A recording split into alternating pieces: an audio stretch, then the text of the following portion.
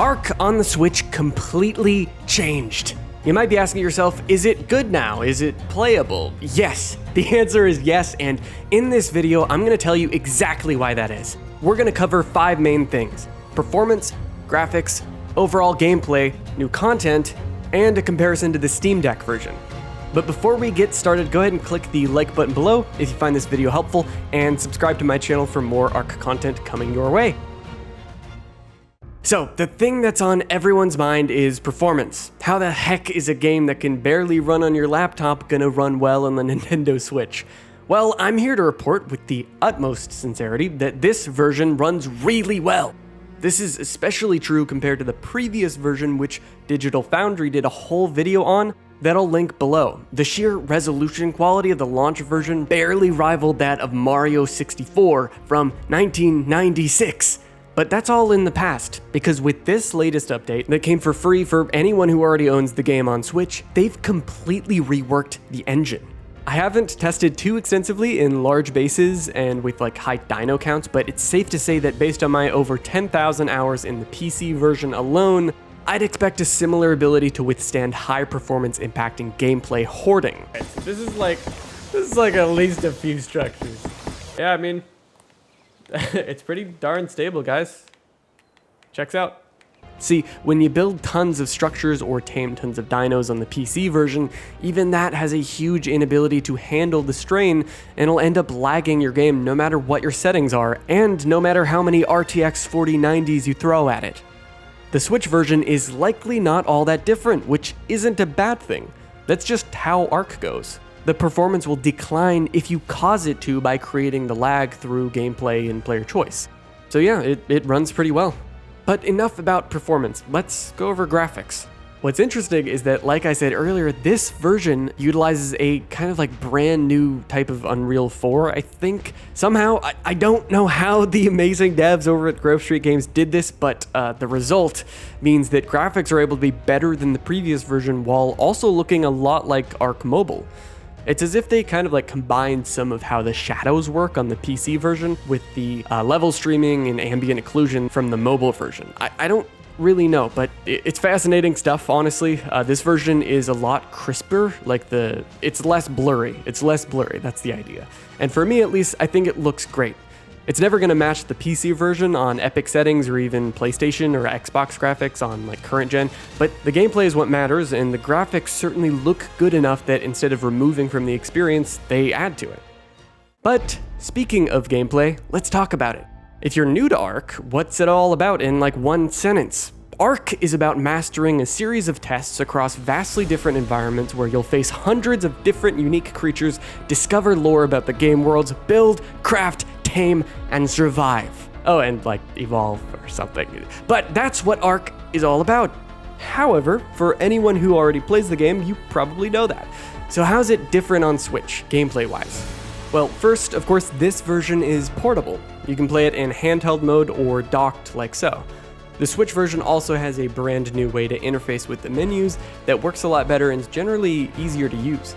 A couple of the other changes include that the hotbar now only has 8 slots, which from the, I think, 9 or 10 that it normally does in the other version, which simplifies things a little bit and gives you less inputs to worry about. It also changes the control scheme itself and added a new look to some of the radial wheels, as much as I truly despise these things. Now, all that stuff is nice, but what I was personally most excited about is that the Switch version adds about 400 individual voiceovers for the Explorer notes and dossiers in the game for the characters of Helena Walker and Edmund Rockwell. Without cheating, you can only access a third of these or less, since we only have access to the island and Scorched Earth on launch, but technically, there's a lot in there in the game files. Miss Walker, I can tolerate for now, but I cannot abide by this barbarian. I cannot fathom how she even lives, much less how she ended up here. A primitive mind like hers could never have operated the contraptions in the Starlit Sanctuary. Yet, here she stands, and worst of all, she wears a suit of Edmundium armor.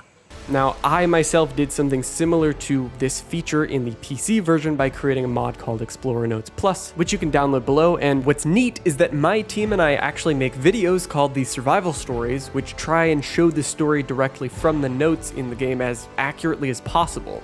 We still have our own voice actors since they recorded these same notes over like 10 months ago before Wildcard got David Tennant and Madden to voice these, but stay tuned for the remaining 2 parts of our Aberration videos since they provide a totally different feel for these characters, being a community-driven project instead of officially paid Hollywood actors. In my eyes, they're both really awesome.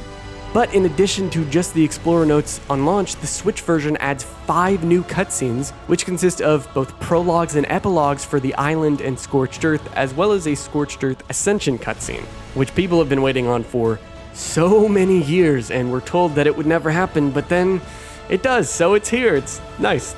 Cool.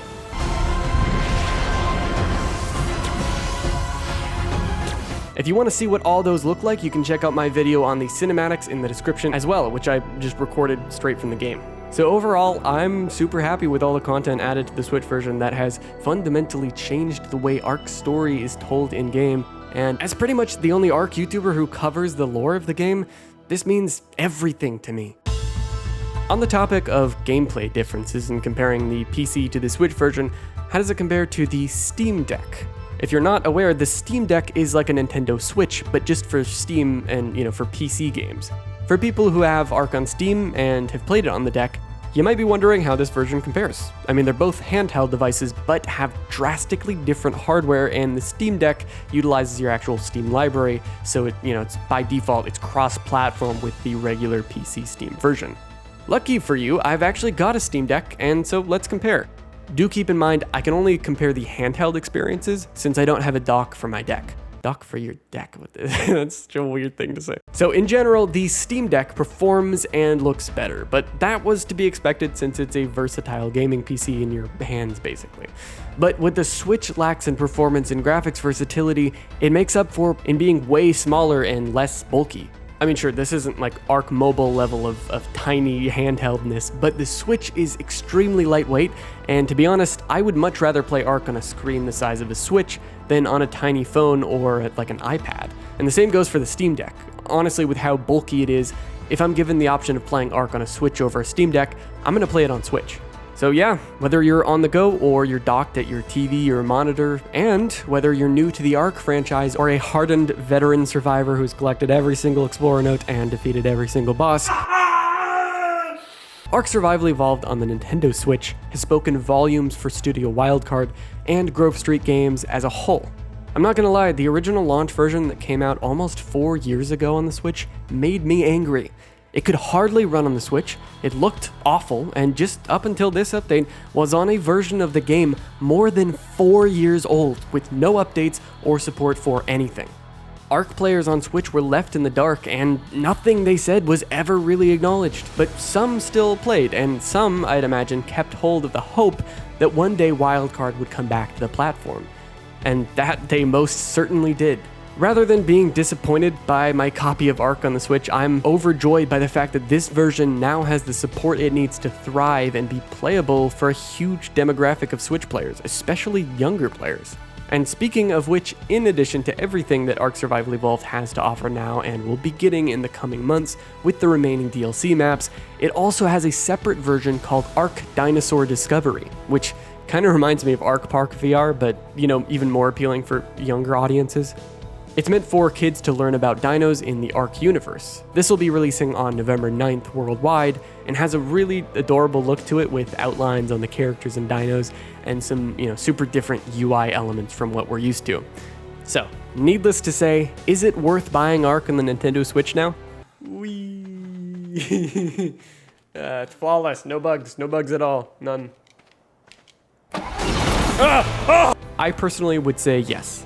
And if you'd like to buy it yourself or already have the game and want to grab the next step up with the expansions or just learn more about them, check out the store page linked in the description below. Thanks so much for watching. Like this video if you found it useful and subscribe to my channel for more of this kind of content. I'll talk to you next time. Bye everyone.